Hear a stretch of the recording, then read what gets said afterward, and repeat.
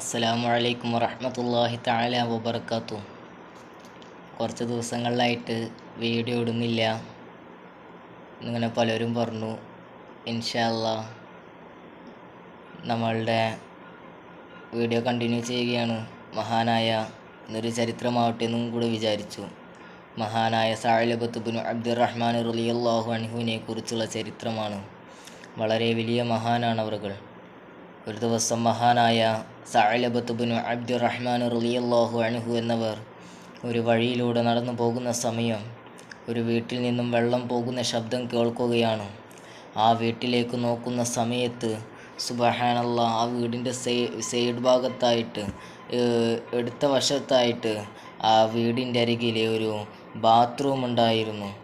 അവിടെ ആ ബാത്റൂമിന് മാറ ഒരു ശീല കൊണ്ടായിരുന്നു. മഹാനായ സഅലബത്ത് ഇബ്നു അബ്ദുറഹ്മാൻ റളിയല്ലാഹു അൻഹുവിൻ്റെ ജ്യേഷ്ഠൻ്റെ ഭാര്യ സഈദ് ഇബ്നു അബ്ദുല്ലാ എന്നാണ് പേര്.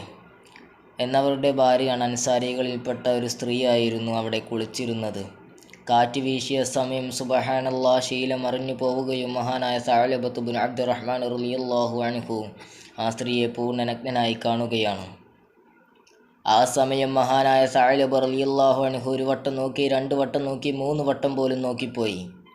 എന്നിട്ട് മഹാനായ സഅലബ റളിയല്ലാഹു അൻഹു വല്ലാതെ പേടി തോന്നുകയാണ്. അല്ലാഹുവേ, ഞാൻ ചെയ്തത് തെറ്റല്ലയോ? എൻ്റെ ജ്യേഷ്ഠൻ്റെ ഭാര്യയല്ലേ അത്?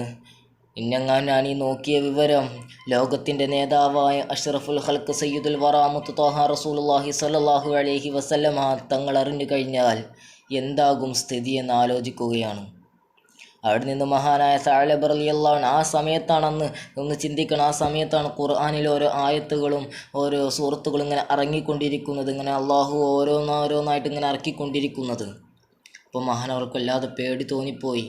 ഞാനീ നോക്കിയതെങ്ങാനും പരിശുദ്ധമാക്കപ്പെട്ട അള്ളാഹുവിൻ്റെ ഖുർആനിൽ എഴുതപ്പെടുമോ എന്നിങ്ങനെ ആലോചിച്ച് മഹാനായ സഅലബ റളിയല്ലാഹു അൻഹു വളരെയധികം പേടിക്കുകയാണ്.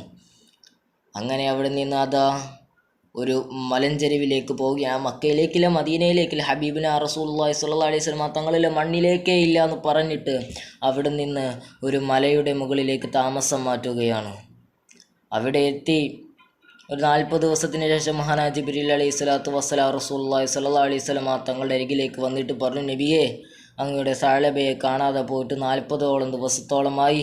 ഇന്നാലിന്ന സ്ഥലത്തുണ്ട് നബിയെ, പോയി വിളിച്ചിട്ട് വരിക, പോയി ഒന്ന് അന്വേഷിക്കണമെന്ന് പറയുകയാണ്. ആ സമയം മഹാനായ റസൂലുള്ളാഹി സ്വല്ലല്ലാഹു അലൈഹി വസല്ലം തങ്ങൾ ഉമർ റളിയല്ലാഹു അൻഹു സൽമാൻ അൽ ഫാരിസി റളിയല്ലാഹു അൻഹു വിളിക്കുകയാണ്.